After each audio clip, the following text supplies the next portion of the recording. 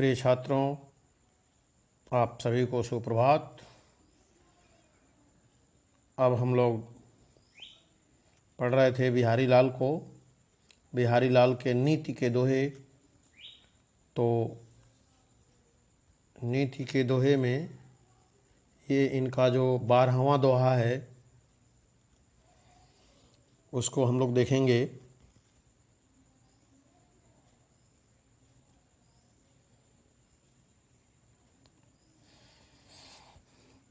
देखिए, बढ़त बढ़त संपत्ति सलीलु, मन सरोज बढ़ि जाई। घटत घटत सून फिरी घटय, बरु समूल कुम्हिलाई। बढ़त बढ़त संपत्ति सलीलु, मन सरोज बढ़ि जाय। घटत घटत सु न फिरी घटय, वरु समूल कुम्हिलाई। आप देखिए, सबसे पहले हम देखेंगे इसका शब्दार्थ। बढ़त बढ़त मतलब बढ़ते बढ़ते। संपत्ति सलीलु, संपत्ति सलीलु संपत्ति रूपी जल। मन सरोज मन रूपी कमल, मन सरोज मन रूपी कमल। फिरी, फिरी माने फिर से, फिरी फिर से। घटय, घटय मतलब होता है घटना।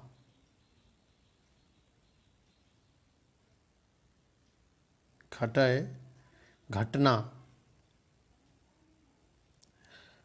बरु, बरु माने भले ही,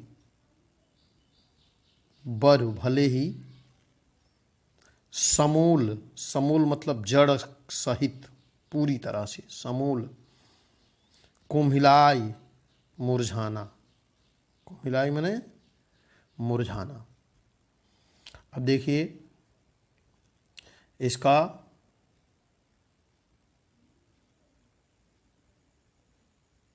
संदर्भ।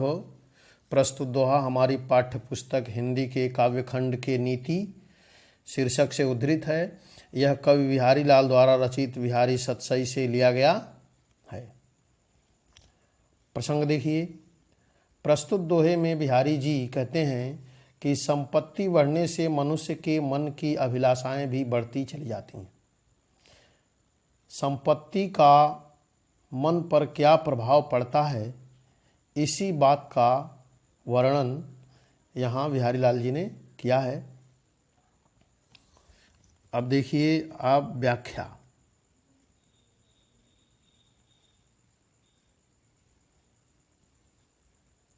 व्याख्या देखिए।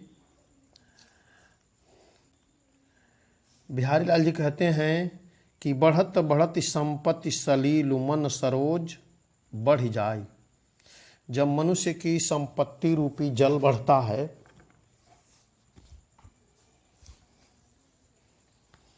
तो उसका मन रूपी कमल भी बढ़ जाता है। अर्थात जैसे जैसे मनुष्य के पास धन बढ़ते जाते हैं वैसे वैसे ही उसकी इच्छाएं भी बढ़ने लगती हैं। घटत घटत सु न फिर घटय, फिर घटय, वरु समूल कुम्हिलाई। मनुष्य की जैसे जैसे मनुष्य के पास धन बढ़ता है वैसे वैसे ही उसकी इच्छाएं भी बढ़ने लगती हैं, परंतु जब संपत्ति रूपी जल घटने लगता है, घटत घटत सु न फिर घटय, जब संपत्ति रूपी जल घटने लगता है तब मनुष्य का मन रूपी कमल नीचे नहीं आता। भले ही वह, वर भले ही वह समूल कुम्हिलाई, भले ही वह जड़ सहित नष्ट क्यों न हो जाए। अर्थात धन चले जाने पर भी उसकी इच्छाएं कम नहीं होती, जैसे जल के बढ़ने पर कमल नाल बढ़ जाती है, लेकिन जल घटने पर वह नहीं घटती, चाहे जड़ सहित ही मुरझा क्यों न जाए। इसलिए धन के बढ़ने के साथ साथ मनुष्य के मन का बढ़ना अच्छा नहीं है। काव्य सौंदर्य देखिए,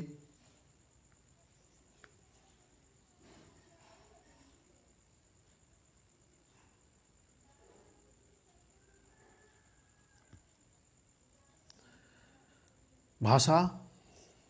भाषा क्या है? भाषा ब्रज,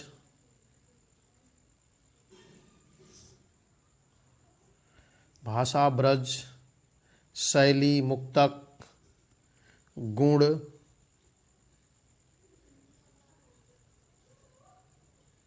प्रसाद,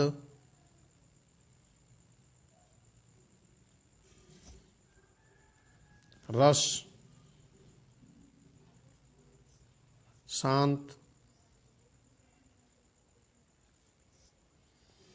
छंद, दोहा। अब अलंकार देखिए, अनुप्रास अलंकार। संपत्ति सलीलु, संपत्ति सलील और समूल कुम्हिलाई, समूल कुम्हिलाई में स और ल वर्ण की पुनरावृत्ति होने से यहाँ अनुप्रास अलंकार है। पुनरुक्ति प्रकाश अलंकार, बढ़त बढ़त, जब एक ही शब्द दो बार आते हैं तो पुनरुक्ति प्रकाश होता है। और घटत घटत, बढ़त बढ़त और घटत घटत में एक ही शब्द की पुनरावृत्ति होने से यहाँ पुनरुक्ति प्रकाश अलंकार है। रूपक अलंकार का उदाहरण देखिए, संपत्ति सलीलु, संपत्ति सलीलु और मन सरोज, मन सरोज में उपमेय तथा उपमान में भेद नहीं है, इसलिए यहाँ रूपक अलंकार है। अब हम देखते हैं ये अगला दोहा। जो चाहत चटक न घटै, जो चाहत चटक न घटै, मैलो होई न मित्त, रजराज सुन छुड़ावितै, नेह चीकनो चित्त। जो चाहत चटक न घटै, मैलो होई न मीत, रजराज सुन छुड़ावितौ, नेह चीकनो चित्त। जो चाहत चटक न घटै, मैलो होई न मीत, रजराजस न छुड़ाई तो, नेह चीकनो मीत। शब्दार्थ देखिए, शब्दार्थ देखिए, चटक, चटक माने चमक दमक। जो चाहत यदि चाहते हो, चटक चमक दमक। मैलो, मैलो माने मैला मलिन। मीत, मीत माने मित्र। रज माने धूल। राजसु रजोगुण। नेह प्रेम।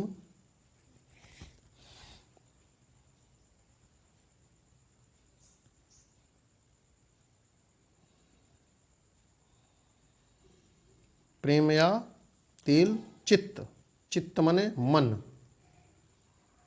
मन रूपी दर्पण। अब देखिए इसका संदर्भ तो वही होगा। प्रसंग देखिए, प्रस्तुत दोहे में प्रसंग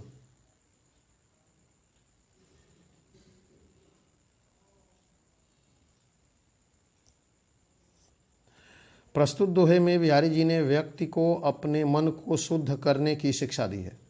उन्होंने मित्रता के मध्य धन को न आने देने का परामर्श दिया है। अब देखिए व्याख्या।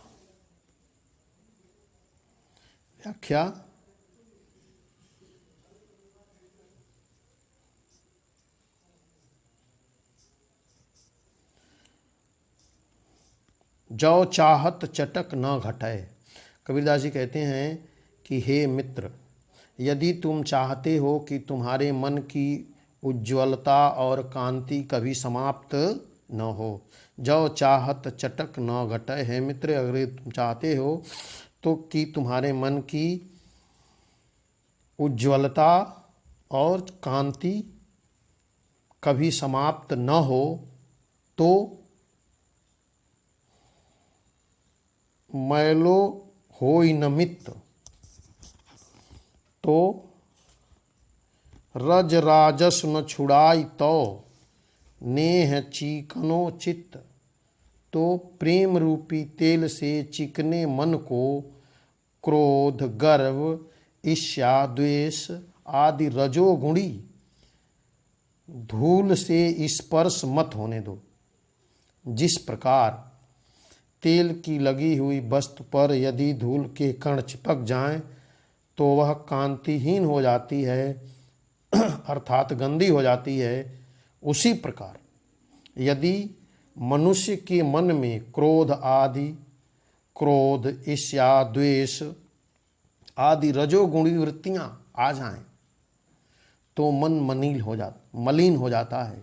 यदि मनुष्य अपने चित्त को शुद्ध रखना चाहता है तो उसे इन तामसिक और रजोगुणी वृत्तियों से दूर रहना होगा तथा उन्हें मन में आने से रोकना होगा। काव्य सौंदर्य देखिए। भाषा ब्रज।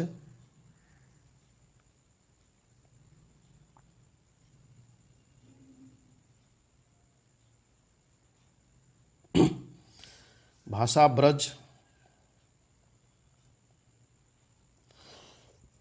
शैली मुक्तक, गुण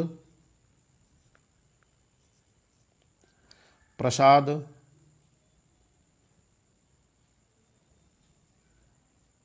रस शांत,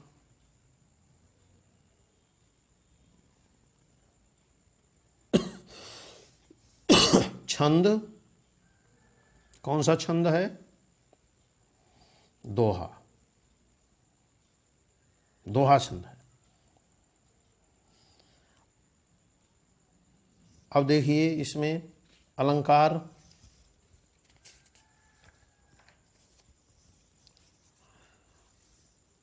अनुप्रास अलंकार का उदाहरण देखिए। चाहत चटक, चाहत चटक और रज राजस में च और र वर्ण की, च और र और ज वर्ण की पुनरावृत्ति होने से यहाँ अनुप्रास अलंकार है। अब देखिए रूपक अलंकार का उदाहरण। नेह चीकनो, नेह चिकनो में प्रेम रूपी तेल का वर्णन किया गया है, इसलिए यहाँ रूपक अलंकार है। श्लेष अलंकार का उदाहरण देखिए। श्लेष, इस पद्यांश में चटक शब्द के अनेक अर्थ हैं। चटक माने तेज, कांति, उज्ज्वलता, इसलिए यहाँ पर क्या है? श्लेष अलंकार है। कई अर्थ इसमें चिपके हुए हैं, इसलिए यह जो है श्लेष अलंकार है। तो इस तरह से जो है आप इसको अपने कॉपी पे भी करते चलिए। और फिर अब हम लोग देखते हैं ये इनका अगला दोहा। बसै बुराई जो तजय, देखिए, बुरो बुराई जो तजय तो चितु रखो डरातु, ज्यों निष्कलंकु मयंकु लखी गनय लोग उत्पातु। बुरो बुराई जो तजय तौ चितु खरौ डरातु ज्यों निकलंकु मयंकु लखी लगय लोग उत्पातु। अब देखिए इसका शब्दार्थ। बुरो, बुरो माने बुरा व्यक्ति। तजय त्याग दे, बुराई मतलब बुराई। जो तजय त्याग दे। तो तब भी। चित्त चित्त हृदय। खरौ अधिक। निकलंक निष्कलंक। निकलंक माने निष्कलंक। मयंकु माने चंद्रमा। मयंकु चंद्रमा को लख देख कर। गणय गिनते हैं। उत्पात अपशकून उत्पात। संदर्भ तो वही रहेगा। अब प्रसंग देखिए इसका। प्रसंग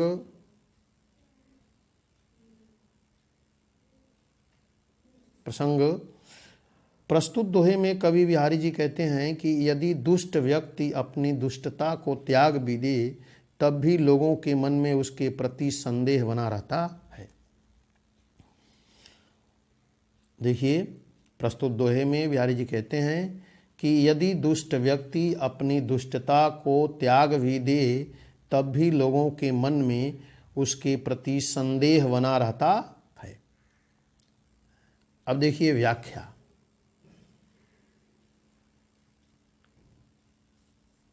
व्याख्या देखिए। बुरो बुराई जो तजय। बुरो बुराई जो तजय। अगर दुष्ट व्यक्ति अपनी बुराई को त्याग देता है तो चित्त खरौ डरातु, तब भी लोगों के मन में उसके प्रति डर समा व्याप्त रहता है या संदेह व्याप्त रहता है, अर्थात उसके मन में शंका बनी रहती है। जैसे जैसे निकलंक मयंक लखी, जैसे निष्कलंक चंद्रमा को देखकर किसी अपशकुन होने की संभावना का आभास होता है। निकलंक मयंक लख गनय लोग उत्पात। निष्कलंक चंद्रमा को देखकर किसी अपशकुन होने की संभावना का आभास होता है।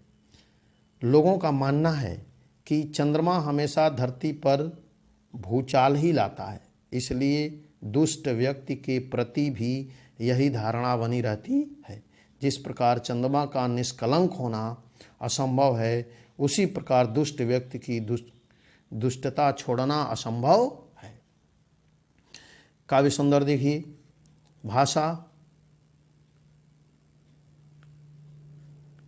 भाषा व्रज।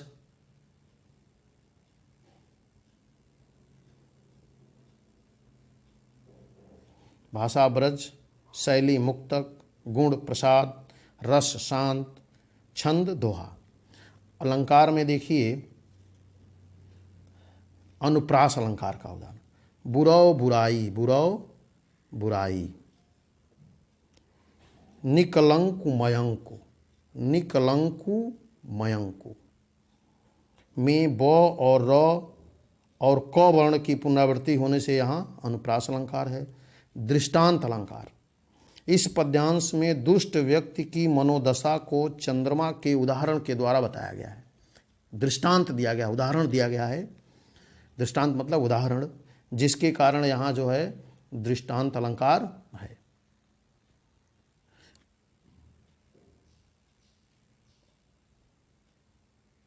अब देखिए ये अंतिम उनका दोहा है। स्वार्थु सुकृतु न श्रमु वृथा, देखि विहंग विचारी। अबांज पराये पानी परी, तू पच्छिनु न मारी। स्वार्थ सुकृतु न श्रम वृथा, देखी विहंग विचारी। बाँझ पराये पानी परी, तू पच्छिनु न मारी। शब्दार्थ देखिए इसका।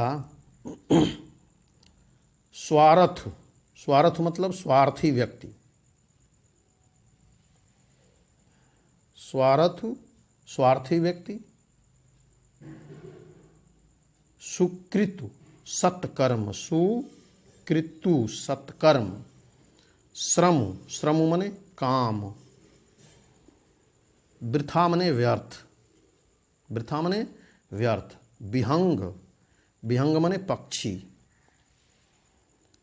पानी, पानी मने हाथ। पच्छिनु, पच्छिनु पक्षियों को, अपने पक्ष वालों को। अब संदर्भ तो वही होगा। प्रसंग देखिए। प्रसंग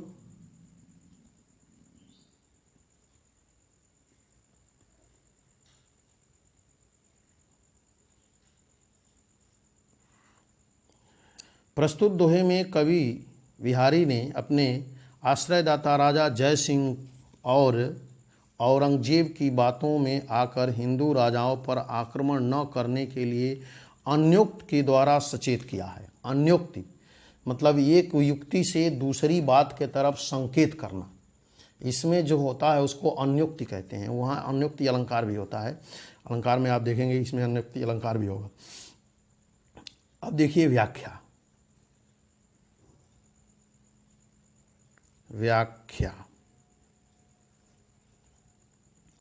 बिहारीलाल जी कहते हैं कि राजा जयसिंह को बाँझ की भांति दुर्व्यवहार न करने की प्रेरणा देते हुए कहा है। स्वार्थ कहते हैं कि हे राजा जयसिंह, उनको बाँझ पक्षी कहते हैं। इस छोटे पक्षियों अपने साथी अर्थात छोटे राजाओं को मारने से तेरा क्या स्वार्थ सिद्ध होता है, अर्थात क्या फायदा होता है। स्वार्थ सुकृतु न श्रम वृथा, देख विहंग विचारी। हे राजा जयसिंह, राजा जयसिंह को बाँझ से संबोधित करते हैं। इन छोटे पक्षियों, छोटे जो राजा हैं उनके साथी अर्थात छोटे राजाओं को मारने से तेरा क्या स्वार्थ सिद्ध होता है, अर्थात क्या फायदा होता है। न तो ये सत्कर्म है और न ही तेरे द्वारा किया गया यह श्रम सार्थक है। यह काम जो है अच्छा है। अतः हे बाँझ, बाँझ पराये पानी परी, तू पच्छिन न मारी। अतः हे बाँझ, तू भली भांति पहले विचार विमर्श कर, उसके बाद कोई काम कर। इस तरह दूसरों के बहकावों में आकर अपने सहसाथियों पक्षियों का संहार न कर। तू औरंगजेब के कहने पर अपने पक्ष के हिंदू राजाओं का पर आक्रमण करके उनका संहार मत कर, क्योंकि तेरे परिश्रम का फल तुझे न मिलकर औरंगजेब को प्राप्त होगा। बाँझ पराये पानी परी, तू पच्छिन न मारी। भाषा देखिए। भाषा क्या है। ब्रज है। शैली मुक्त, गुण प्रसाद और ओज गुण, रस शांत, छंद दोहा। अलंकार देखिए। अनुप्रास अलंकार का उदाहरण देखिए। अनुप्रास का